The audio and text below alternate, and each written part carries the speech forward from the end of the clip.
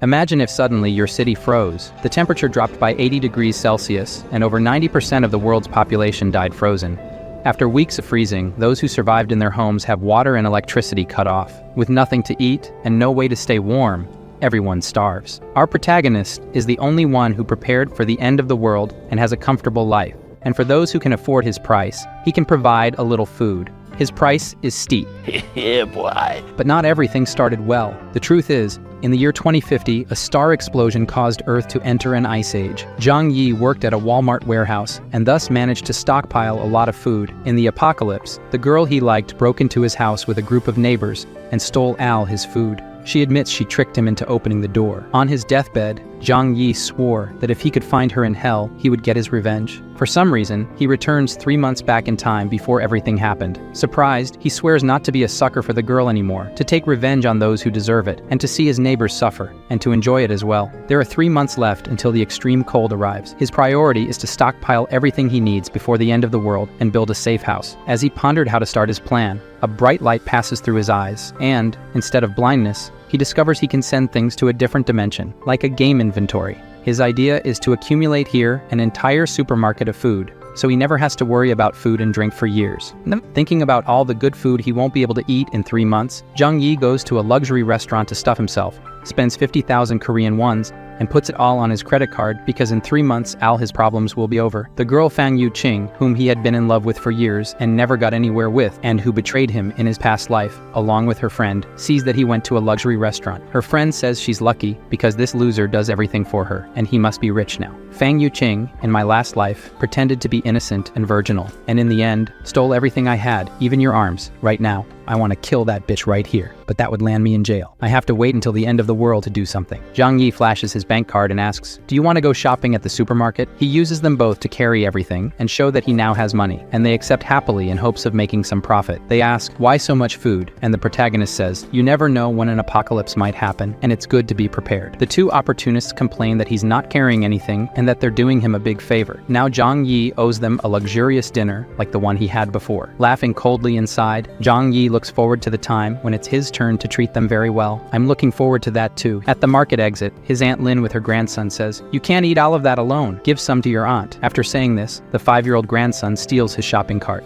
Zhang Yi takes it back. "Sorry, I'll eat it all by myself." The child starts throwing a tantrum, cursing at Zhang Yi. "I'll punch your teeth out if you keep this up." The kid starts crying immediately. Aunt Lin asks what he's doing, an adult fighting with a child, and says she'll buy the chocolate. She'll transfer the money later. He shows his QR code and says not later. Now his old lady, pass it over now or go to the market to buy it. He leaves, leaving Aunt Lin angry. Arriving home, Fang Yuqing winked at him, and the two told him not to forget about them.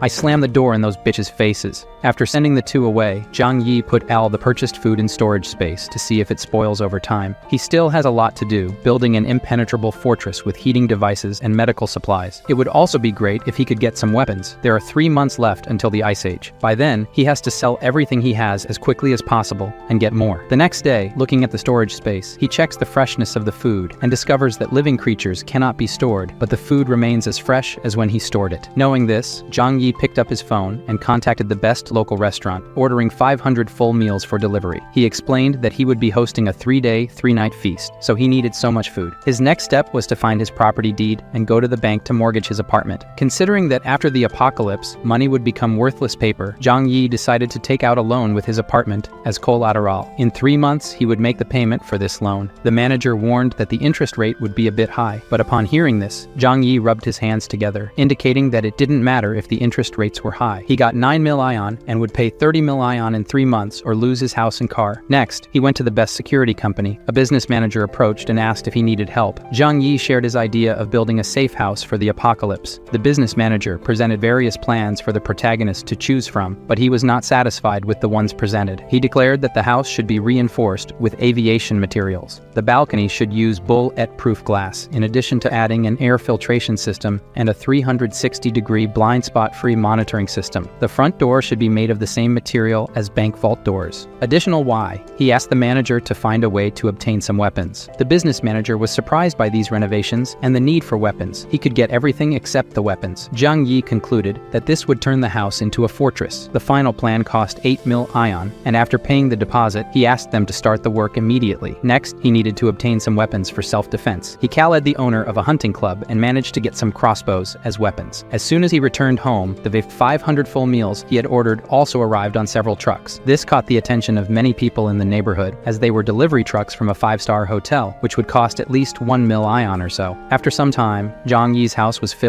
Wasting no time, he put everything into storage space. Basically why, he wouldn't need to worry about food for years of his life. The next day, the security company workers came to start building the safe house. This scene attracted the attention of many neighbors, who mocked Zhang Yi, asking if he had taken the wrong medication. However, he didn't care because he believed that when the end came, they would find out who was the joke. Next, Zhang Yi went to the manager of the company where he works and bought a portion of the medicine supplies, offering double the market price to have priority to buy everything, even what was already sold to other companies. Then, he transported these things home, little by little. His recent stockpiling activities also caught the attention of Fang Yuqing, who asked if something was about to happen, mentioning that she had been thinking a lot about him recently. The protagonist didn't want to respond to Fang Yuqing's fake concern, leaving her angry. Zhang Yi, the suck-up who used to do everything she asked, suddenly started ignoring her. His best friend simply laughed at the situation. She stated that if something big was happening, the country would definitely notify everyone. All she has to do is win over the nouveau riche Zhang Yi, so they can benefit. After weeks, Zhang Yi's safe house was successfully built. The company also installed surveillance systems on every floor of the building. Zhang Yi was very pleased with the service. Now only one last batch of supplies was about to arrive. Several trucks of drinking water arrived successively. One of the delivery drivers was his uncle Yu, who lives in his neighborhood. He seemed curious as to why his nephew ordered so many gallons of drinking water. In his past life, Uncle Yu was one of the few good people to Zhang Yi, so he whispered to his uncle, "The weather this year is going to be very cold. You should stock up on supplies to prepare as soon as possible." Hearing this,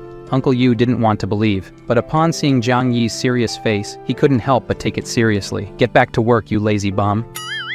In the following weeks, Zhang Yi spent his days spending his money, stocking up more and more supplies, and training with the bow and arrow every day. With only 3 days left until the extreme cold, the weather was already abnormal. The final moment arrived. Zhang Yi, at his job, where he is the stock supervisor, made tea and invited Al, his colleagues, for a drink. After they drank, an hour later, they all passed out. After turning off the surveillance cameras, it's his time to calmly steal Al the resources from the Walmart warehouse: fuel, food, and equipment. He quickly empties the warehouse. One of the boxes caught his attention: cold resistance equipment that had recently been purchased by the company. They could withstand temperatures of -100 degrees.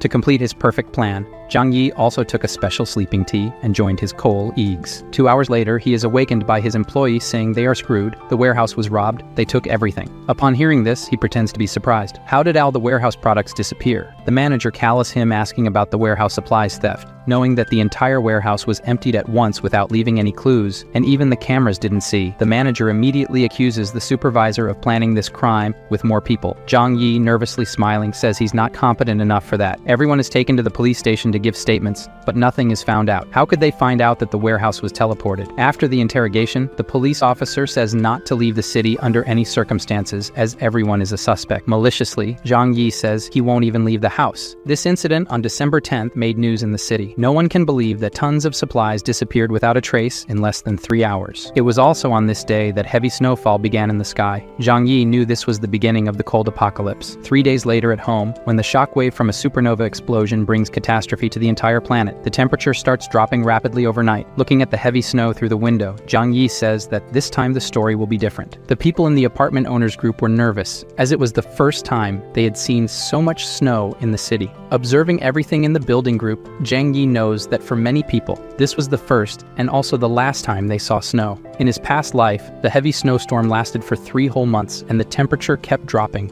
causing many people who had not stocked up on food beforehand to freeze to death. On the second day of freezing weather, the heavy snow at the residential area entrance had already accumulated to a height of 1 meter. Even if people turned the heater to the maximum, they still trembled from the cold inside the house. However, Zhang Yi, who had prepared several pieces of heating equipment beforehand, was comfortably warm and comfortable. After a good sleep, Zhang Yi was awakened by the noise of the phone. It was a call from the naughty Yu Qing asking if Zhang Yi knew about the temperature drop. when he stocked up supplies every day in the last few months, and why he didn't even inform her, who likes him so much. Now she's freezing cold and eating instant noodles. Hearing this, Zhang Yi laughed and hung up the phone on her face. The damn girl got angry on the other side. She then shamelessly sent a text asking for food, and it wasn't even that way. Reading the message, Zhang Yi decided to troll a bit. He sent her a photo of a steak with wine, which she immediately recognized as top-quality Wagyu and a very expensive French wine. At that moment, the urge to have some became strong, and he asked her to eat it with him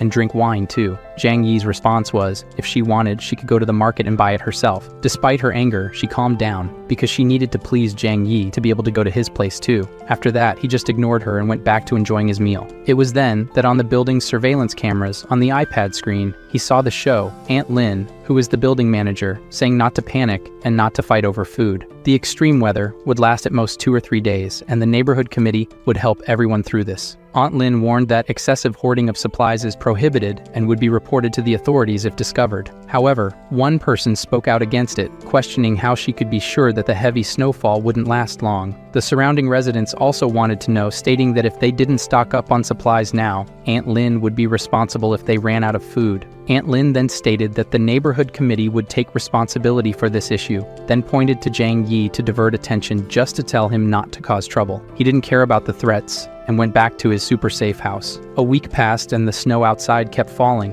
Aunt Lin asked the building group for Zhang Yi, who is young, to clear the snow from the building's door. He says it's useless to clear because it would be like trying to dry a river with a bucket. By refusing Aunt Lin's request to clear the snow, Zhang Yi suggested she ask the rich people in the neighborhood for help. She was furious and clearly just trying to pick a fight. Angrily, she said that on behalf of the neighborhood committee, this is an order, and whoever opposes the orders will be blamed by the neighborhood committee for the problems. Questioning why Aunt Lin didn't call the rich people in the neighborhood to do the heavy lifting, he proposed that Aunt Lin ask Chen Zheng how to clear the snow. Chen Zheng is a construction boss. He has employees for that, and Xing Song is a rich guy and can afford to pay if he doesn't want to help like everyone else. The authority of Tia Lin in the group was shattered, and upon reading the messages, Lin, cursing, decided to call both members of the group to clean the snow together, tagging them in the chat. Upon seeing the message, Chen Zheng immediately got angry with Tia Lin and with Zhang Yi for acting as if he owned the place. Xing Song sent an audio message in the group saying he was busy working hard and sent a photo to show how busy he was. Tia Lin was furious with the rich guy's response but didn't question anything. She just accused Zhang Yi of causing this confusion.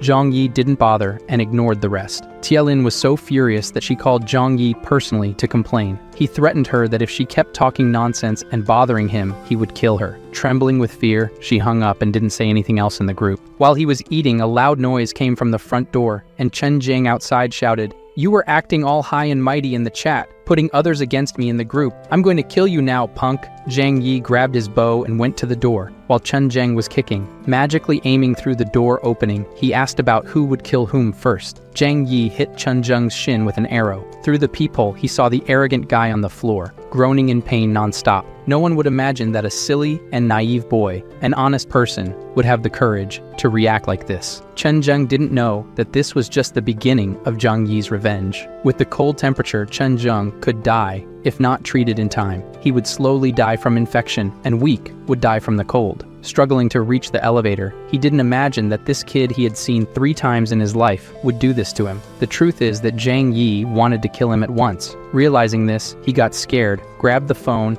and called an emergency, but because of the snow, any assistance was impossible. So he treated himself, taking advantage of the cold and numb leg. He removed the arrow himself, then picked up the phone again to threaten in the owner's group, telling Zhang Yi to watch his words. "Chen Zheng will kill you." Fearlessly, Zhang Yi responded confidently, "Come here again, and I'll kill you." This conversation left the curious ones in the chat group horrified. After all, no one in the region would have the courage to go against Chen Zheng. This was the first time someone directly confronted the guy. Furious, he grabbed the phone and called all his employees. In no time, a herd of people, each holding their own weapon, arrived at his house. Baldi led them all to Zhang Yi's door. "Zhang Yi, you offended our big bro. Today is the day of your death." Attacking the door that was supposed to be made of wood, his sword broke, and he flew, spinning away. Scared, Baldi said that this door is made of pure metal. How many enemies does this kid have? His house is more protected than a bank. Watching the security cameras, Zhang Yi said they seemed weak and must be hungry. The group of people, angrier and angrier, Zhang Yi had the idea of grabbing a water hose and turning it on from the kitchen tap. The workers outside saw the door opening passage, not understanding anything because it wasn't an arrow, so there was no danger. The hose sprayed cold water on all of them. A bunch of them fell to the frozen ground. Only a few managed to escape. This scene left Zhang Yi quite satisfied. In this freezing cold, cold water is more dangerous than weapons. In Chen Jing's house, 3 of them who escaped huddled together, trembling with cold. He angrily asked, "What happened?" An entire group couldn't catch a boy. The 3 explained that Zhang Yi was very clever. He put a burglar-proof steel door in the apartment. He sprayed cold water on all of us through a hole in the door. Chen Jing said he can't hide there forever. Put some men to guard his door day and night. When he needs to leave the house, get him and bring him. At the building's entrance, Uncle Yu led some people to clear the snow at the residential area's entrance, planning to dig a path to the supermarket to restock food. But they realized that, as Zhang Yi said, they couldn't dig as fast as the snow fell. After a while, they gave up and prepared to return. Watching this, Zhang Yi said that human power can't beat one of this size. Even though the television is reassuring all citizens that the country is winning the snow disaster, Zhang Yi is the only one who knows that 95% of the global population froze to death in this snow disaster. His lifelong passion sends a message asking if he's okay. If she didn't know the truth, she could be here with him in luxury. Zhang Yi says he's fine. She says she's out of food and reminds him that he bought a lot of stuff. Give me some, and later I'll invite you to dinner here. Slyly, Zhang Yi sends a photo of a lobster and says it's already being served for dinner. Seeing this, she gets annoyed, thinking that's why he's single. His chances with her are over now. Her best friend takes the opportunity to send a message too, saying, "You made Fang Yuqin sad now." Seeing this message, Zhang Yi says that this little drama is weak. The best friend gives up, saying that the snow won't last long. Why can't he help his lovely neighbors? He might even win Fang Yuqin over. That would be great for him. Zhang Yi ignores and responds with just an "oh." This pisses off the other bitch too. This loser suddenly turned so Alpha Sigma Red Pill? Yuqin gives up trying to figure out why his loser attitude changed so suddenly. They have the idea that if this loser isn't served anymore, they can use another one with less money. Yuqin called another loser, Zhou Ping. He came running and brought a big bag of supplies, saying it's all the food he has. Before Yuqin could fool another sucker, her friend slammed the door in his face. From the bitch's expression, she didn't even care. She was just thinking about getting revenge on Zhang Yi for ignoring her. With this additional bag, 5 days passed, and the snow kept increasing. While eating a piece of chicken while waiting for the real drama to begin, all the buildings were in the dark with the electricity cut off. Soon, neighbors started coming out of their homes, asking each other if they had electricity. Now, with water and electricity cut off, the heaters no longer worked. It was getting cold enough to die inside under the blankets. Before finishing the chicken, Zhang Yi was picking his teeth and turning on the generator he had bought before, or stolen, because he also did that at the warehouse. Neighborhood committee member Aunt Lin is trembling as she holds her grandson. She never expected the snowstorm to last so long. A message arrives in the group that only she has. Someone saying that this is a global snowstorm that occurs once every 100,000 years. We could be on the brink of a mass extinction event. Several important cities in the country have already been affected. Everyone must stock up on more supplies. Reading this, Aunt Lin was shocked. She never imagined the snow disaster would be so severe. Then she thought of a plan. She needs to make all residents give up their food before they receive this news. Aunt Lin posts a message in the owners group saying not to worry. This disaster is temporary. Workers are currently repairing the water and power interruptions. The authorities have issued an order. Because of these extraordinary circumstances, the neighborhood committee will manage all property owners. Those who do not cooperate will be arrested and interrogated by the police. Seeing this message, everyone becomes dissatisfied, especially Chen Zheng. But even if he is influential, if it's a police order, he has to obey. Meanwhile, Tialin continues in the group chat. Due to the seriousness of the snowstorm, the neighborhood committee has decided to collect all supplies from each owner and distribute them equally to everyone to help overcome this crisis. Upon seeing this message, Zhang Yi remembers that she did the same thing in her past life and stole food from all the residents. Tialin's mistake was sending a message privately to Zhang Yi saying, "My nephew, you work in the warehouse. I saw you last time buying 3 truckloads of stuff. You must have stocked up a lot of food. It's your turn to do your part." Zhang Yi, angry, immediately replies with an audio message. "You armed bitch. Liar, guys." He says he ate too much and ran out of supplies at home. When she collects from the building, come share some with me." Hearing this audio made the old lady almost have a heart attack from anger. How could he have ruined everything so quickly? But realizing that she and her grandson are in dire straits and depend on Zhang Yi, the lady calms down and responds kindly. "This is an order from the organization. You have to obey. After the snow passes, I will report your good deeds to the organization." If Zhang Yi hadn't died the last time in his life, he would have believed her. So he responds, picking his teeth, "Aunt, I'm not lying. I have nothing to eat at home, and I'm hungry. How about you send me some instant noodles, please?" Upon hearing this, Tia Lin couldn't hold back and replied to Zhang Yi, "Refusing to surrender your supplies is the same as going against the organization. I will definitely report you all." Zhang Yi dismissed her and said she was nothing. This made Tia Lin so nervous that she slammed her phone against the wall, furious with Zhang Yi just like her. After not getting any advantage, Tia Lin focused on the other owners. If she could deceive some of them, it would be enough. 2 days later, with Tia Lin lying, several owners sent their supplies to the old lady's house. Seeing this situation, Zhang Yi thought that everyone was stupid, believing in someone in this post-apocalyptic world. After so long, the whole world must be in chaos. Not enough food. People could only wait to starve to death or hunt for food. Many owners began tagging Tia Lin in the chat, asking about the supplies that were supposed to be distributed equally. "Many of us have no food at home. I want food, or I'll eat you, Tia Lin." The crooked trustee responded to the demands, mocking, "You idiots. These supplies were obtained through my hard work. Why should I give them away?" At that moment, her phone rang and, seeing that it was Chen Zheng, she began to sweat cold. "What do you want with an old lady?" Chen Zheng said coldly. "Tia Lin, you really tricked and took everyone's supplies to your house." She pretended to be innocent, saying it was the arrangement of the community committee and that she was just doing her duty. Chen Zheng then said that this is perfect. 10 of them are waiting for her to distribute the supplies. Hearing this, Tia Lin tried to argue, saying, "These supplies have not been sorted yet. Some owners have not yet handed in their supplies, so we cannot start distributing them yet. So, alright," Chen Zheng, along with his starving companions, stormed her house. There is no more law in this chaos, and he smacks the old lady in the face. Today, he will be the justice. Meanwhile, Zhang Yi watched everything on the surveillance cameras, calmly eating a sausage. He also had the idea to record the action at Tia Lin's house and share it in the building group chat. Seeing that they were going to take all the food and leave nothing behind, she tried to stop Chen Zheng. "Some of the supplies here are the ones I personally stocked. Without these supplies, how will she and her grandson survive?" Chen Zheng said, "Fuck it," and kicked the old lady. The grandson, in shock, grabbed a bread knife to defend his grandmother, and he stabbed a guy's dick. After feeling the pain, the worker kicked the boy in the chest, while others laughed at him. Chen Zheng didn't show concern for this, and even said that this is what she deserves for deceiving us. "We are just delivering justice." Through the residents group, watching everything, they also applauded and enjoyed it. "You old liar, that's how you deal with scammers." They thanked Chen Zheng. Seeing these messages, Zhang Yi said that these idiots don't understand the real problem. Today, Chen Zheng invaded old lady Lin's house. Tomorrow, he may invade yours. But since all of this doesn't represent a risk for Zhang Yi, he says he doesn't care. His steel door will never fall to these guys. After a while, Tia Lin was asking for help in the residents group. "Does anyone have hemostatic drugs, wound medicine, and antibiotics? My grandson was shot by Chen Zheng. Dr. Xiaohu urgently needs these medicines for the grandson's surgery." Upon hearing this, Zhang Yi's eyes widened. Dr. Xiaohu was a kind doctor in his past life. Here we see why his eyes are turned in different directions. Tia Lin made an appeal for medicine, promising gratitude to anyone willing to provide it.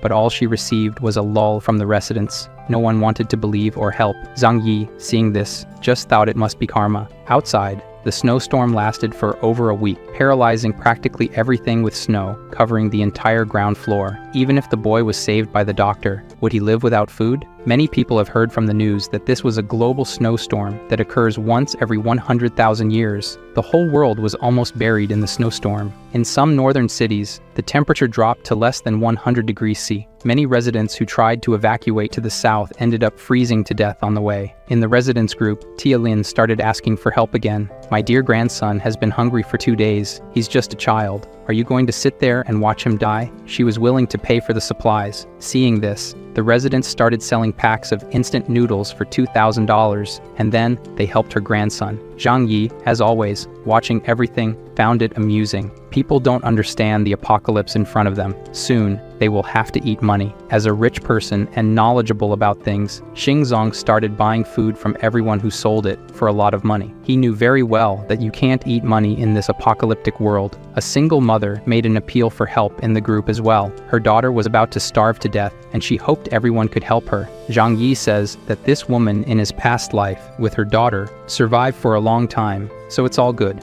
It had been 10 days since the freezing. Zhang Yi, as always, was at home, enjoying the comfort. At this moment, the phone rang. Seeing who it was, he chuckled. He opened the video call and said they seemed thinner. So are they eating well? The sight of the chicken made both of them drool instantly, and they asked why he still has so much food at home. And with this cold, why is he sweating? Mockingly, he says he has a fireplace at home. It's very warm, and he jokes that he's even thinking of going for a run outside to get some fresh air. Yu Qing, drooling over Zhang Yi, saying he's amazing, asked to take a bath inside with him. Without thinking twice, he rejected the invitation and even made a joke. The girl instantly became angry at Zhang Yi's words. It's okay if you don't want to help, but mocking them is not cool. So, is that how it is? You still think I'm a loser? Zhang Yi asked. If you want food, go find your rich boy. And he hung up the call. On the other end, Yu Qing got so pissed off that she threw her phone on the ground. Her loser wasn't a loser anymore. Her best friend still praised Zhang Yi. This guy is awesome. It's her loss for not enjoying the stuff at his place right now. He's better than the rich boys they used to hang out with. The two ended up in a fist fight because the girl wouldn't accept being called dumb. Meanwhile, the government stopped hiding the news of the snow disaster and issued a TV announcement. To meet everyone's electricity needs, power supply would only be available at night, and even then, the voltage would be sufficient only for low-power devices. Currently, all major power plants are shut down, and electricity is scarce. Everyone should use only their cell phones and a lamp or two.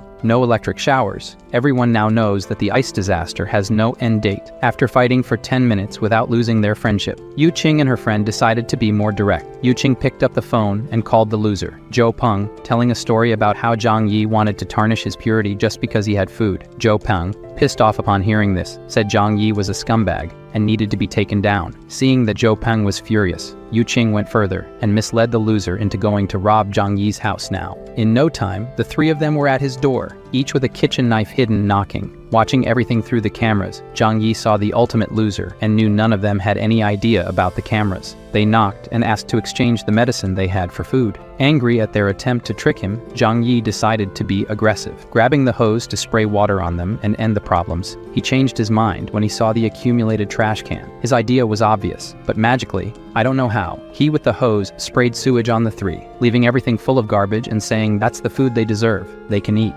Zhou Peng, furious, struck the door, but didn't scratch it. His hand was hurt. Laughing it off, Zhang Yi said through the speaker that the door is made of steel, and they can't open it. After a while, Zhang Yi gave up on them and went to sleep. However, he suddenly woke up to the sound of a gunshot. Even though he knew that sooner or later the law of the jungle would be put into practice, the sudden shot still startled him. Checking the surveillance camera images on the tablet, he realized that Chen Zhang and his employees were going from house to house, stealing supplies. Many met the same fate he had in his past life during the apocalypse. He even sent photos of what he could do to the building groups, and claimed that he now controlled all the buildings. Watching the situation through the surveillance cameras, a new group was formed, where several residents denounced Chen Zhang's actions in the chat, stating the need to go against him soon. Zhang Yi was also added to the group and read the messages, having fun with it all. A retired veteran proposed leading an attack against Chen Zhang, receiving support. The veteran uncle suggested that they needed young volunteers to ensure security and weapons. A woman in the chat immediately sent an audio asking,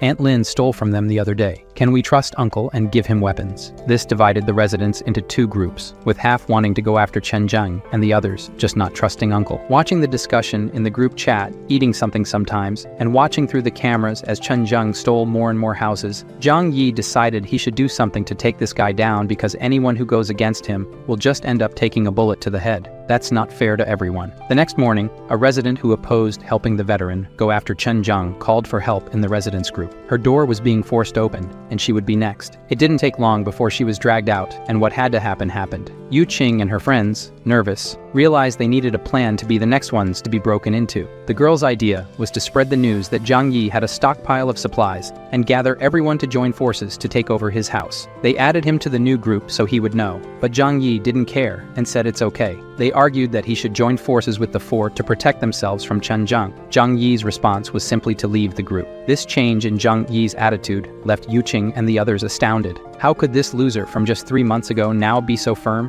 They began discussing how to break into Zhang Yi's house and steal his fortress. The smart glasses guy says to open the door. His friend here knows how to pick locks. They decided to try to break the lock and placed umbrellas so they wouldn't get showered with water or garbage again. Zhang Yi, watching through the surveillance cameras, activated the high-voltage defense feature. The clever lockpicker had just admitted that this lock couldn't be opened. The kid practically exploded in shock and died. Seeing this, Zhang Yi felt no remorse for killing these guys. The smart guy with glasses pointed to the door, cursed Zhang Yi as a damn monster, and told him to get out now. Hearing this, he just laughed, grabbed his crossbow, and aiming through the door, hit the left arm of the smart guy's man squarely. The other two went to help the injured and were also hit, the loser and another crazy guy. Yu Qing and the others fled and returned home from where they came. The 3 hit by arrows were lying on the ground, groaning in pain. One of the girls slapped the slut Yu Qing's face and said it was all her fault. She didn't mention that he had crossbows at home, his crossbow. She argues that she didn't know. Last time, he just sprayed water and garbage. Zhou Peng, the loser as always, defends the slut. Besides, the smart guy remembers that the most important thing is to take care of the wounds. They called, and Dr. Zhou Kier came to check the wounds of the injured people. Surprised. She explained that, with the wounds so deep and without professional equipment, they have less than 20%. Furthermore, the iron arrow was rusty, and without antibiotics, it's certain death. The girl, who is a relative of one of the dumb kids, cries at the news and says that Zhang Yi is very cruel and did it on purpose. Until now, Dr. Cootie doesn't know who this is. Zhou Kier leaves the warning. Get medicine soon.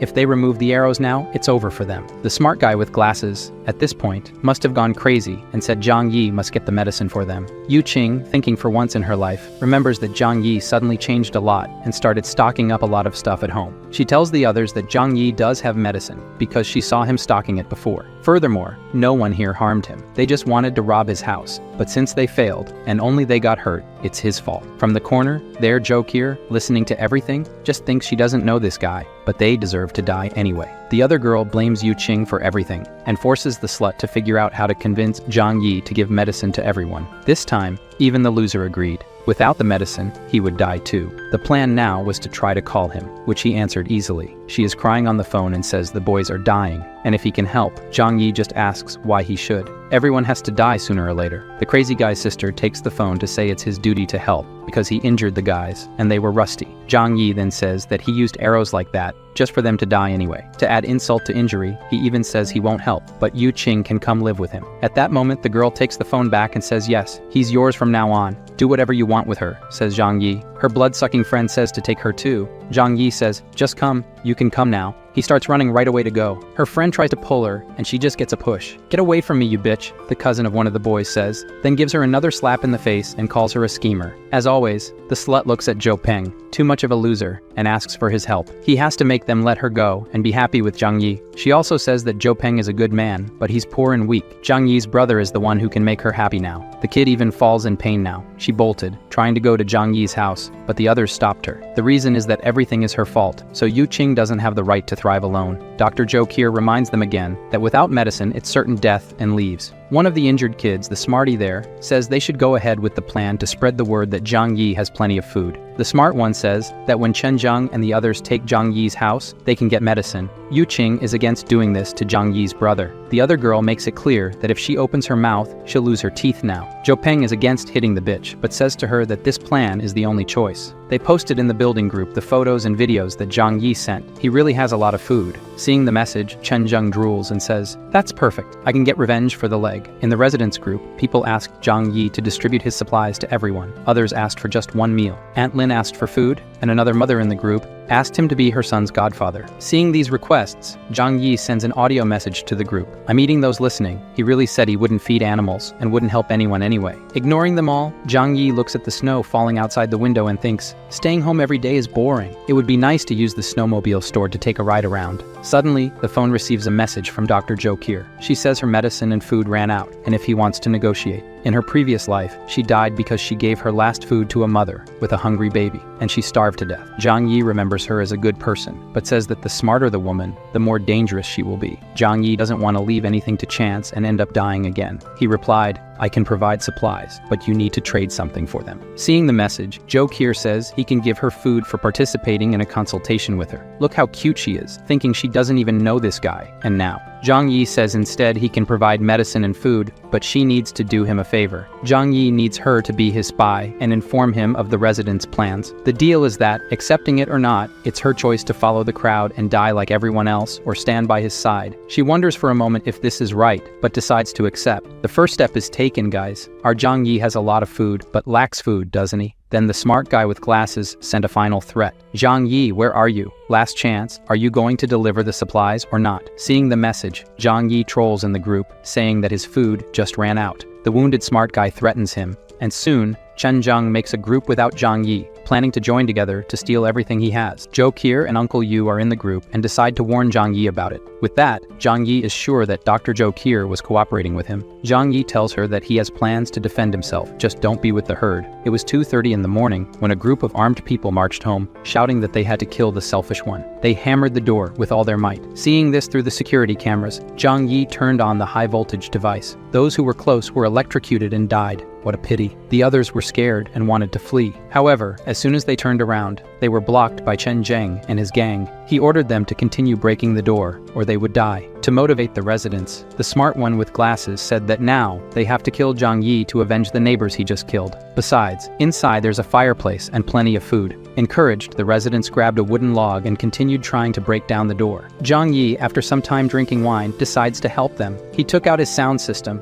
played action music, and said that this was to motivate them. Listening to the music and with more anger, 20 minutes later, the door was only scratched, and the guys were fainting from hunger and exhaustion. The residents, who didn't even know the door was made of steel, were puzzled. One of them goes there to inspect with a magnifying glass and says it's the same material as bank vaults. A door like this, not even a tank could knock down. Zhang Yi, on the other side of the door with his crossbow ready, only aimed well at the throat. The guy was agonizing there, and the other neighbors ran, shouting that he had weapons. Somehow, Zhang Yi hit the people who weren't even facing his door. The technology mysteries that, behind the door, Zhang Yi felt no guilt for it, just self-defense. The smarty with glasses who survived after calming down says he has a plan. The door is steel and thick, but the wall is still made of cement bricks. The neighbors seemed to understand and started hammering the wall next to the door. Cracks began to appear in the wall, and then a metallic sound with an impact occurred. The guy with glasses lost fear of the arrows on the side of the door and went to check. The walls are also lined with steel. Everyone was shocked. Why on earth would someone put steel in the walls? Someone who knew this situation was going to happen. They tried to break several other places in the walls, and every corner had metal. They went to the apartment above and below his, and as expected, there was metal everywhere. This miserable man has an impenetrable fortress. Without tools, it was impossible to drill through the walls. The neighbors realized that Zhang Yi must have known about the apocalypse to have built such a complex fortress. Everyone was in despair, saying that Zhang Yi was selfish and only thought of himself. Two residents looked at each other hungrily,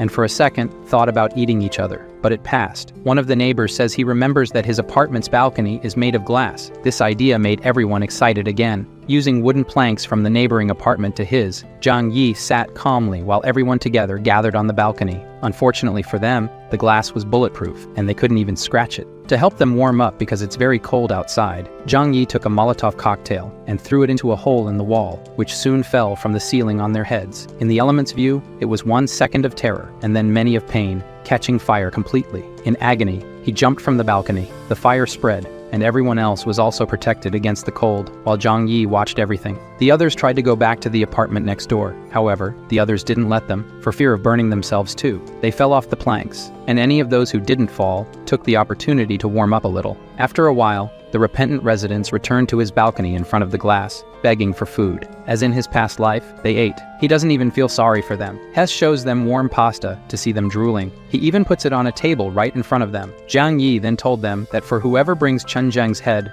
will receive food for a week. Hearing this, everyone looked eagerly at Chen Zheng in the neighboring apartment. Even those who were behind him heard Zhang Yi's words. Killing Chen Zheng means food and drink for a week. Chen Zheng even locked the door with everyone's gaze, but before he could get closer, his men and the gun in his hand stopped him. At this point, Zhang Yi put the reward notice in the owner's group. Anyone who could kill Chen Zheng would receive a week of food. The next morning, the skinny ones were waiting to ambush their food. Even if he had a pistol, they could surprise him. Chen Zheng and his loyal followers were attacked from behind, but the result was that both were lying on the ground. The The boss ordered them to be stored as food, and one of his men saw that the boss was wounded in the back in this attack. Chen Zheng called Jo Kier to come treat his wound. Soon she was doing the dressing and said it wasn't for free. Chen Zheng says she can eat with them. Seeing what the soup everyone was about to eat was made of, she says she prefers to starve to death. Chen Zheng at least says that she would be the last person to become food in this building. Ignoring this nonsense, she tried to leave. However, Chen Zheng said that only after he was healed could she leave. She sat in the corner of the room while the men resumed discussing their plans to get Zhang Yi. Man, look at how far human beings go in extreme situations. If Chen Zheng hadn't been injured and still needed her,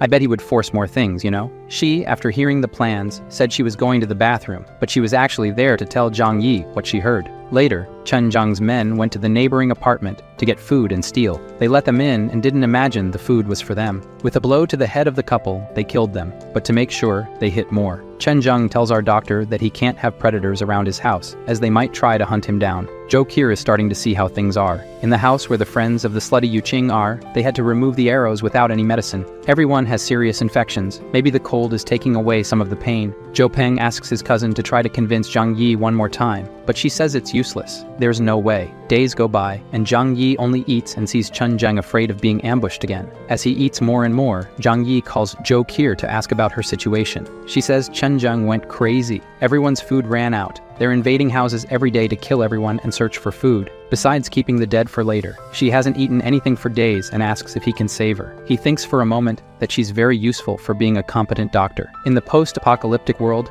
doctors are treasures. So, Zhang Yi says she can come to his house after doing one last thing. A while later, Zhou Peng goes to pound his door, desperate. He says his love, Yu Qing, is starving. He went to Zhang Yi's door, asking for food for the girl who used and rejected him. Zhang Yi also says that tetanus is already advanced in him. Medicines won't work anymore. As he walks back home, he remembers he never even held Slutty's hand. So instead of waiting for death, he ran to Yu Qing's room, kneeled down, and asked her to marry him. She, disgusted, threw him away. The loser grabbed her by the neck, saying they'd get married in hell then. She slapped him in the face, saying she belonged to Zhang Yi. Zhen Peng then says he'll have to go to hell to get her. Then we go back to Dr. Jo Kier. She told the men she would make a decent meal for them today. They won't even notice it's not regular meat. Pleased, they thought she forgot about pride. She tells them she doesn't want to die as much as they do. After helping a little, she says she'll take care of the rest alone. Putting something in the soup and stirring well, she had to make an effort not to vomit right there. Sometime later, she served everyone. The soup looked really nice, everyone said. To gain their trust, Jo Kier also served herself a bowl of soup and went back to her room. Hoping her medicine would take effect, she put a whole vial of sleeping pills in it, and in minutes everyone was asleep. Relieved it worked. She sent a message saying everyone was asleep. What should she do next? Zhang Yi's order is to take everyone to the balcony. He was watching everything from the other side. Feeling cold, she asks if he intends to kill them. Hearing this, he threw a rope and said, "It's more or less that. She should tie everyone to the balcony railing." She says he could at least help, but he says she's the one being tested here. Tying everyone to the railing, she grabbed Chen Zheng's gun. Worried, he warned her to remove the magazine and throw the gun at him. She even tried to bargain if she should trust him, but with the argument that it's her only choice. Jo Kier obeyed and threw the gun at Zhang Yi. After receiving the gun, he examined it, confirming it was the same one Chen Zheng used. Then he went back to the room, grabbed a water hose, and from there, he threw water onto the balcony, without even warning Jo Kier. She entered the apartment while the water was falling, and in a short time, Chen Zheng and everyone else woke up screaming. Looking at their hands and feet tied together, he realized he had been drugged. All he could do was curse Zhang Yi a few times. After a few sprays of water, Chen Zheng turned into a popsicle. Dr. Jo Kier, too weak even to stand up, calls and says it's all done. After a few minutes, our beautiful doctor was at Zhang Yi's door, observing through the cameras. Even though everything has gone well so far, he wanted to make sure there were no risks. She should open the heavy door and enter while he pointed the gun. She finally entered and fell to the floor. Just the warmth inside the apartment was good enough. Approaching from behind, Zhang Yi says it's not over yet. He has to make sure they're not hiding anything from each other. He has to be sure of that, and she knows how to do it. Blushing, she knows what she has to do. Jo Kier takes off everything and remains only in her underwear. Now that he can see she's not hiding anything, Zhang Yi says it's perfect now,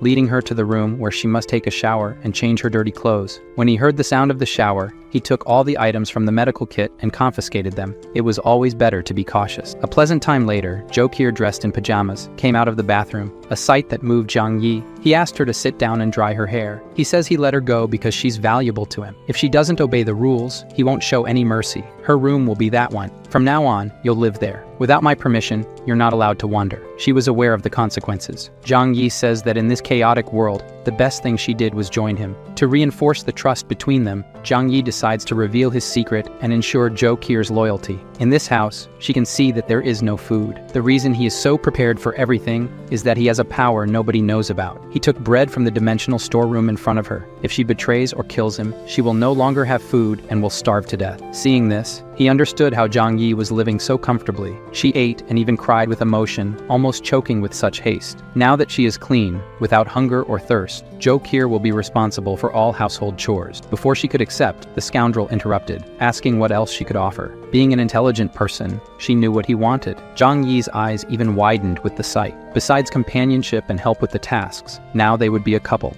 Like any couple, they would have their moment of exercise together, and our beautiful doctor, Zhou Qir, would have plenty of food. The next day, looking at Zhou Qir still sleeping, Zhang Yi says she must have been very tired from last night. Having a woman around when they can't leave the house anymore is very pleasant. She dressed and they went to have breakfast, a life with more luxury than before the apocalypse. Zhang Yi threw one of the special cold coats to her. Going outside, Zhang Yi said she still has work to do. He handed her the baseball bat, even though she helped freeze the guys outside. Now Zhou Qir must go there and destroy the frozen bodies. Without explaining why she went there without hesitation and started to bash the popsicles. Meanwhile, Zhang Yi filmed all the hard work of the doctor. Not caring about being filmed, she continued to hammer. The purpose of the recording was to send it to the residents group and show everyone that Chen Zheng, the guy who was terrorizing everyone, is now in pieces. The people in their homes didn't even think to criticize or ask why the doctor was there. They just praised and celebrated. Pleased with how things turned out, Zhang Yi received a call from Yu Qing. Zhang Yi says he didn't know she was still alive. The girl with a crazy look says she heard about Chen Zheng's death and is now ready to be his woman,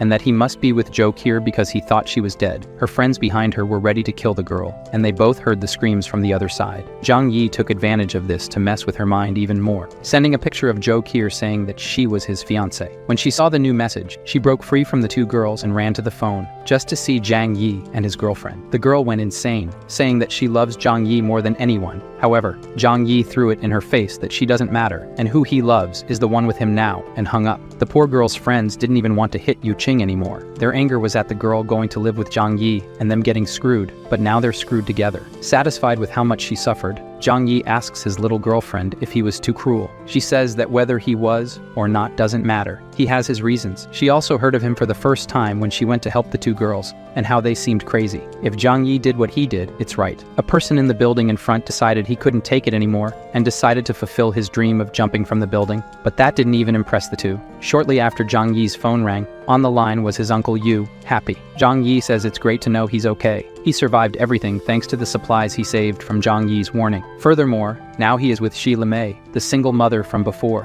Her son is sick, and they need medicine. Of all the people, Uncle Yu was the only person Zhang Yi would help, so he told him to come get the medicine later. After telling Zhou Qir about his uncle, and having his juice, someone was knocking on the door. Checking the security cameras, he saw it was his uncle and Zi Limei. That's all they had. He didn't even open the door. He threw the medicine through the opening in the door onto the floor. His uncle thanked him for the help, but the woman wanted more than that. She knows he has a fireplace and asked to come in. Her baby needs to warm up. At this point, Zhang Yi says it's screwed. He didn't want to hurt Uncle Yu, but above all, safety comes first. He lied that the coal ran out, and now he and his girlfriend have 7 or 8 coats to keep warm. Uncle didn't want to bother Zhang Yi anymore, but the woman insisted more and more on coming in because they couldn't if Zhou Qir the doctor was with him. Zhang Yi's argument was that she's engaged to him, and that's why she's here. She blushed all over, hearing that. Finally, Uncle Yu got tired of hearing it and said that's enough. Just the medicine was great, they still have food. After sending them away, Zhang Yi was even tired. This woman in his past life survived for nothing. Since this conversation tired him out, he went to rest on his girlfriend's lap and have a great view. Zhang Yi thinks that Zi Limei being around could even mess up his plans. It's no wonder that when they returned home, Uncle came to ask why she was abusing his nephew's trust. She even says it's all for the baby's best interest, but Uncle reminds her that he owes his nephew. If it weren't for him telling him to save food before the apocalypse, he would have nothing. Instead of agreeing, Zi Limei claimed that Zhang Yi didn't give medicine to help. Everything was for him to collect favors later, saying that Zhang Yi is a selfish man. Uncle, hearing this, shouted that everything has limits. He may be old, but he's not stupid. If she badmouths him again, she'll be alone. The smart woman let the subject drop.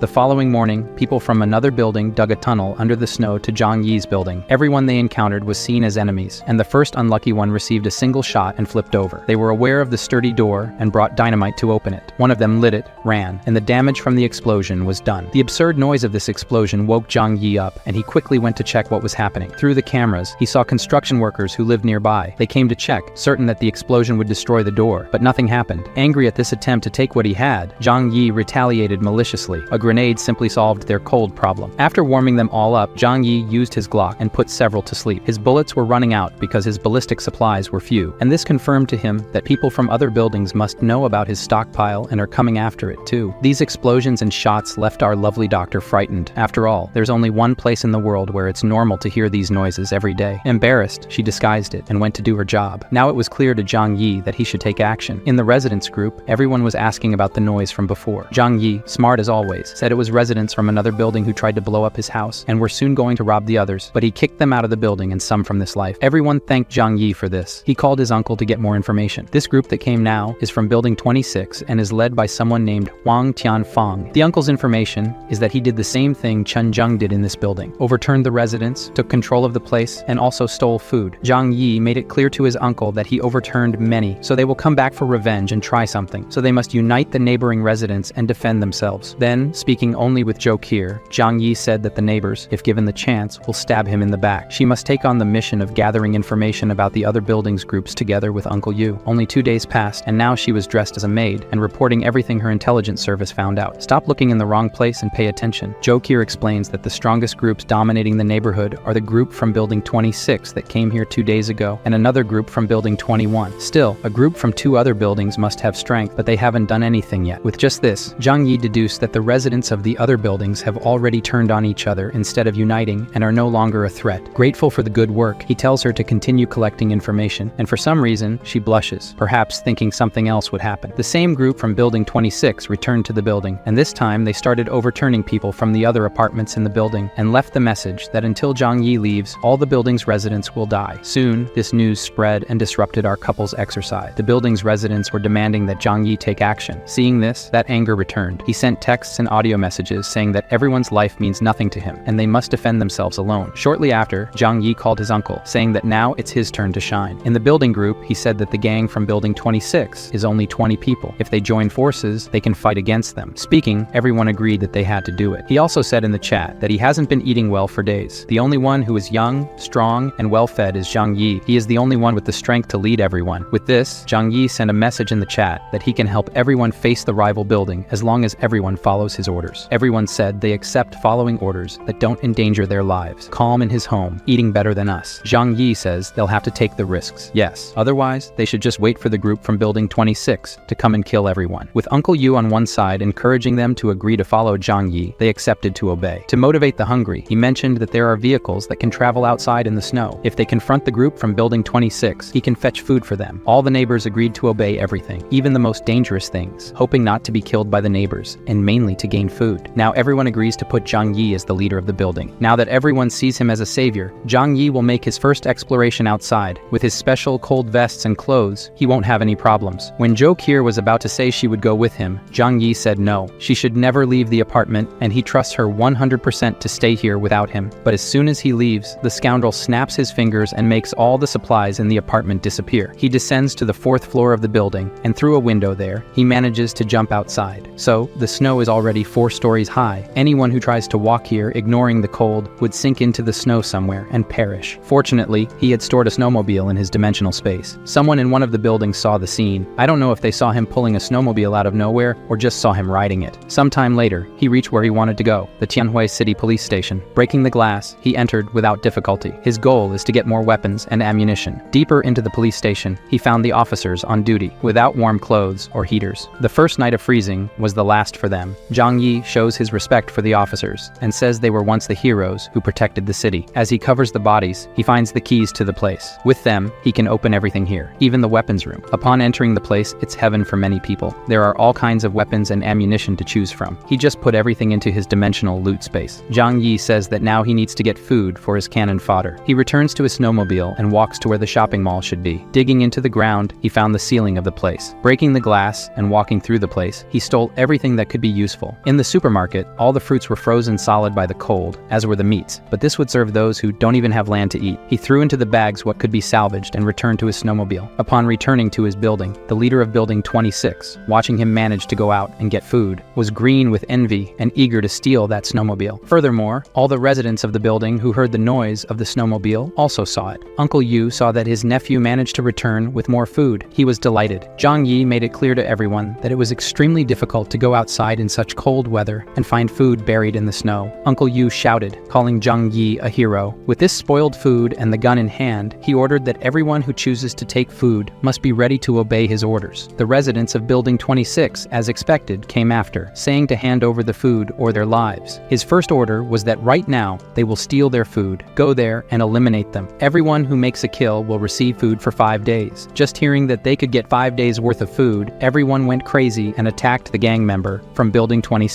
They couldn't understand how the weak and fearful people suddenly went so crazy. They were overwhelmed. Zhang Yi and his fiancée watched everyone defeat the enemies and celebrate their victory. Some who survived fled back to Building 26, and the wounded on our side, Zhou Qi knew she could save them, but she knew she would need to spend medicines and food just out of kindness. She also gave up because she knew Zhang Yi wouldn't allow it. I ask here now, do you think Zhang Yi is a villain or just an anti-hero, or, I don't know, just does what it takes to survive? Because from now on, he starts to use all people in a very cunning way. He gathers everyone and congratulates them. Those who were MVP and had the most kills received their bonuses. This was premeditated to encourage everyone to strive for him. One by one, they obeyed the guy with a gun in hand and owner of the food. No one had happiness on their faces. But when it was the turn of someone Zhang Yi saw slacking off, he scorned and kicked a candy to him. He complained that this wasn't fair because he would only receive that. Zhang Yi questioned if he had the courage to complain still. The guy did nothing and just stayed behind, shouting and attacking. Those who received less food and were sad are now happy to know that there are worse off people. Trying to argue, Xu Hao said there were many people fighting and he couldn't find a way to join the fight. Zhang Yi made it clear he didn't care. Only results matter. Angrily, Xu Hao insisted that Zhang Yi was treating him specially. So Zhang Yi gave the order and 2 neighbors held the discontented guy. He just shouted, asking what happens to those who disobey the boss's orders. After making it clears what happens to those who complain, the guy taken as an example had the candy in his hand. Zhang Yi stepped on it, grabbed the candy and the poor guy's hair, and made it clear that work equals food. No work equals no food. He ordered Zhou Qi to store the rest of the supplies, since everyone had taken their shares. In the middle of the crowd, he heard a familiar voice. Fang Yu Qing and her bloodsucker friend were dragging themselves underneath. They said they hadn't gotten their food yet, and if big brother Zhang Yi hadn't forgotten about them, Zhang Yi, humble as always, said he hadn't forgotten about them. Zhou Qi stored the food because there wasn't enough for the 2 of them. Fang Yu Qing, crying, asked why he didn't like her anymore after all these years. With a slap, he told her to get away. He never liked her and is now engaged to the wonderful Zhou Qi.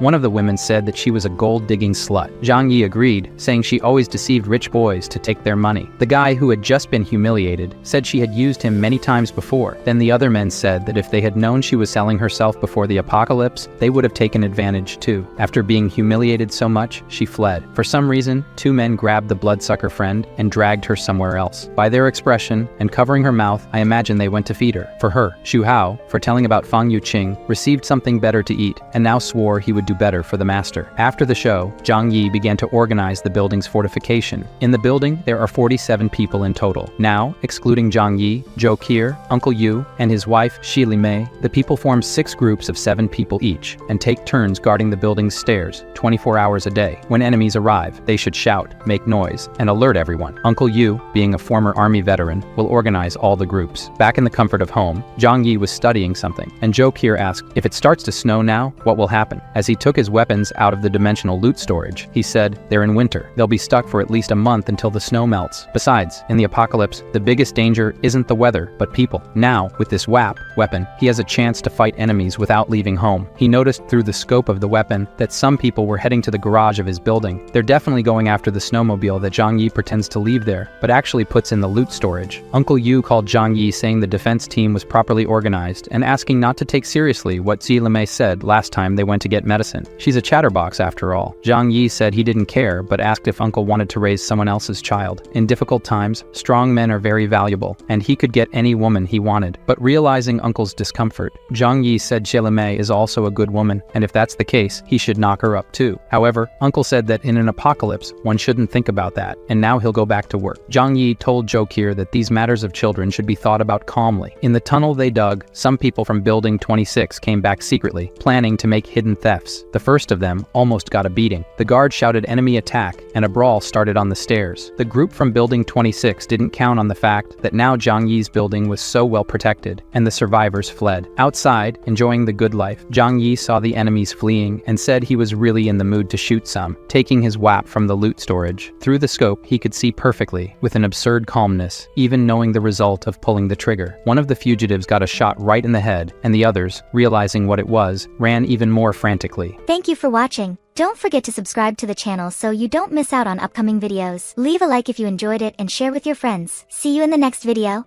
Bye for now.